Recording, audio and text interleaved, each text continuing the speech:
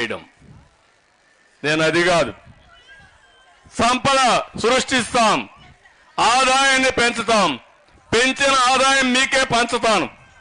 ఆ డబ్బులతో 15 రూపాయలు ఇచ్చి 100 రూపాయలు సంపాదించే మార్గాన్ని నేర్పిస్తా, 100 నుంచి 1000 రూపాయలు చేసే మార్గాన్ని నేర్పిస్తా, 1000 నుంచి 10,000 రూపాయలు చేసే మార్గాన్ని నేర్పిస్తా. ఎప్పటికప్పుడు సంపద సృష్టిస్తూ పేదరికం లేని సమాజాన్ని చేయాలనేది నా జీవిత ఆశయం అని చెప్పి కూడా నేను మీకు తెలియజేస్తున్నా. నేనెక్కడో పుట్ల, చిన్నప్పుడు నేను కూడా ఒక చిన్న గ్రామంలో మీలాంటి తల్లులకే పుట్టా. ఒక మధ్యతరగతి కుటుంబం. మా తల్లికి కూడా చదువు లేదు, మా తండ్రి కూడా రైతే. అక్కడి నుంచి నేను కష్టపడ్డా. ఎన్టీ రామారావు గారు కూడా ఒక సాధారణ కుటుంబమే, మహాత్మా గాంధీ కూడా ఒక సాధారణ కుటుంబమే. ఇప్పుడు ప్రధానమంత్రి నరేంద్ర మోడీ గారు కూడా ఎన్నోసార్లు చెప్పాడు, ఒక రైల్వే స్టేషన్లో టీ అమ్ముకుంటూ కష్టపడిన వ్యక్తి. మీలో శక్తి ఉంది, సామర్థ్యం ఉంది, దానికి వెలికి తీసే ఆలోచన రావాలి. అదే ఆలోచన ఒక మహిళ, అసాధారణమైన మహిళగా తయారు చేసే బాధ్యత తెలుగుదేశం పార్టీ నేను తీసుకుంటాను. మిమ్మల్ని ప్రోత్సహిస్తాం, మీ అందరికీ ఎక్కడికక్కడ అండగా ఉంటాం. ఇంకో పక్క మీకు అవసరమైతే ఏదైనా ఇబ్బందులుంటే ఇబ్బందులు పరిష్కారం చేస్తాం. ఇప్పుడే కాన్స్టిట్యున్సీ పార్టీ ప్రెసిడెంట్ చెప్పింది, తెలుగుదేశం వస్తే ఎవ్వరు కూడా ఆడబిడ్డకు ఎక్కడ అన్యాయం చేయాలనో అవమానం చేయాలని ఆలోచిస్తే భయపడతారు. ఒక్క ఉదాహరణ చెప్తున్నా. నేను ముఖ్యమంత్రిగా ఉన్నప్పుడు 2015 ఆ ప్రాంతంలో గురిజాల్లో ఒక చిన్న అమ్మాయి పైన, ముస్లిం బాలిక పైన అత్యాచారం జరిగింది. నాకు సమాచారం వచ్చింది. చాలా సీరియస్ అయ్యాను.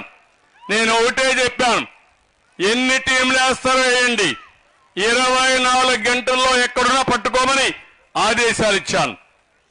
24 టీంలు వేసి ఎతుకుతా ఉంటే వాడు ఎక్కడ పోవాలో భయపడిపోయి కడాన చెట్టు కూరేసుకొని చచ్చిపోయే పరిస్థితి వచ్చాడు. అంటే నేను ఒకే మాట చెప్పాను ఆ రోజు కూడా, ఎవడైనా నా ఆడబిడ్డల జోలుకొస్తే ఖబర్దార్, జాగ్రత్తగా ఉండండి, అదే లాస్ట్ డే మీకు. అది పరిపాలన. ఈరోజు ఏమన్నా పరిపాలన ఉందమ్మా? ఎవరికన్నా భయం ఉందా? కాదమ్మా, మీరు గుర్తుపెట్టుకోవాలి, గంజాయిని పెంచి పోషిస్తే రాష్ట్రంలో అధికార పంట, వ్యవసాయ పంట, వాణిజ్య పంట గంజాయి. ఏమమ్మా, గంజాయి దాగినోడికి తల్లికి పెళ్ళానికి వ్యత్యాసం తెలుస్తుందా? ఆ పిల్లలు మీ దగ్గర ఉంటారా? మీ పిల్లల గంజాయికి అలవాటైతే ఏమవుతారు మీరు? నిన్నే మీరు చూశారు, గంజాయే కాదు, డ్రగ్స్. డబ్బులకు కక్కుర్తిపడి విదేశాల నుంచి డ్రగ్స్ తీసుకొచ్చి అమ్ముకునే పరిస్థితికి వచ్చారంటే ఈ ప్రభుత్వానికి బాధ్యత ఉందని నేను అడుగుతున్నా. అదే తెలుగుదేశం హయాంలో రాలేదేవాడు?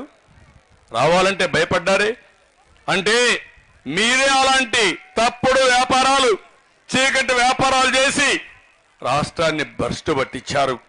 అందుకే ఇవన్నీ జరిగాయి. అవసరమైతే మా ఆడబిడ్డల కోసం ప్రత్యేకమైన చట్టం కూడా తీసుకొచ్చి మీ అందరినీ కాపాడుకునే బాధ్యత తెలుగుదేశం పార్టీ తీసుకుంటాం, మిత్రపక్షాలు తీసుకుంటాం. నేను ఒకే ఒక విషయం మిమ్మల్ని కోరుతున్నా, ఈ రోజు నుంచి మన నియోజకవర్గంలో కూడా బూత్ కమిటీలు వేసుకునేవాళ్ళం. కానీ మొట్టమొదటిసారిగా మహిళల్ని ఇంత పెద్ద ఎత్తున ప్రోత్సహించాం. నా జీవితంలో నేను ఊహించలేదు. మామూలుగా బూత్ కమిటీ మీటింగ్లు అన్ని పెడితే కూడా ఇంతమంది రారు. దానికంటే 3 ఎక్కువ వచ్చారు. కార్యకర్తలు ఎంతమంది ఉన్నారో వాళ్ళకంటే 3 ఎక్కువ మీరే వచ్చేశారు.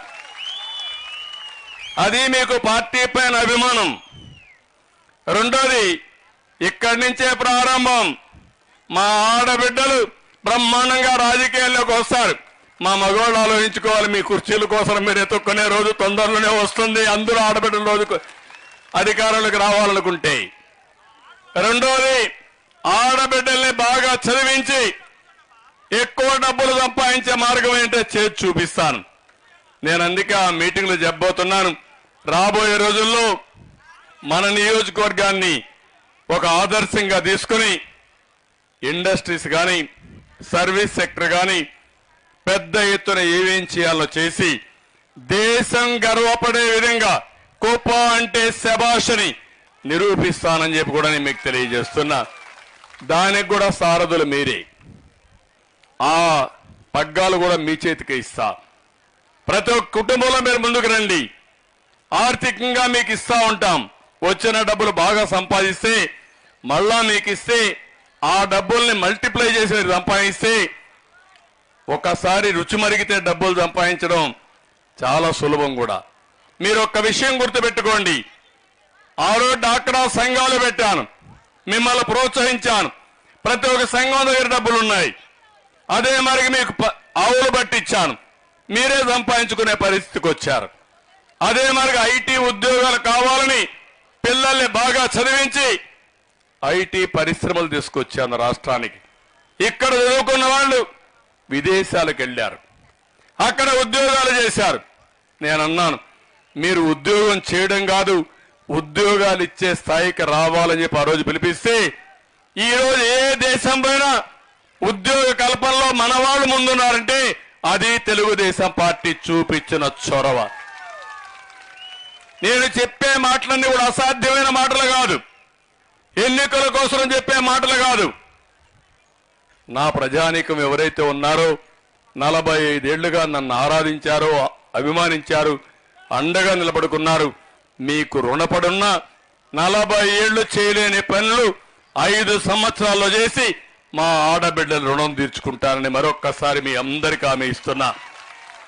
ఒక అన్నగా మిమ్మల్ని అందరినీ కోరుతున్నాం, ఒక తమ్ముడుగా మిమ్మల్ని అందరికీ విజ్ఞప్తి చేస్తున్నా. ఇంటింటికి వెళ్ళండి. ఒక లక్ష్యం పెట్టుకున్నాం, నేను పెట్లా, కుప్పంలో ఉండే మీరే పెట్టుకున్నారు.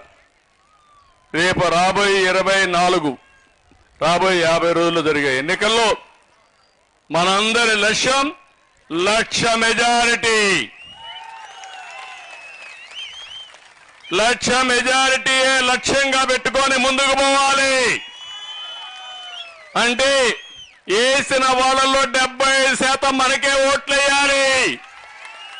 ఇది సాధ్యమేనా కాదా? మీకు సాధిస్తారా లేదా? దాంట్లో 50% ఆడవాళ్లే ఓటైపోతే ఇంకుండే 25% మగవాళ్ళు మీ ఇంట్లో ఉండేవాళ్ళు. మీరు గట్టిగా కానీ చెప్తే ఇక్కడ ప్రెస్ వాళ్ళు కూడా కొంతమంది ఉన్నారు, మెజారిటీ మనతో ఉన్నారు, కానీ కొంతమంది మాత్రం పాపం నేనేం చెప్పనది, వాళ్ళ మేనేజ్మెంట్లు వాళ్ళ పిల్లలు కూడా ఈ రాష్ట్రంలో ఉన్నారు. వాళ్ళకు కూడా గంజాయి అందుబాటులో ఉంది, డ్రగ్స్ అందుబాటులో ఉన్నాయి. కానీ పేపర్లో రాయాలనుకుంటారు, టీవీల్లో చూపించాలనుకుంటారు, అక్కడ మేనేజ్మెంట్ మాత్రం కట్ చేస్తారు.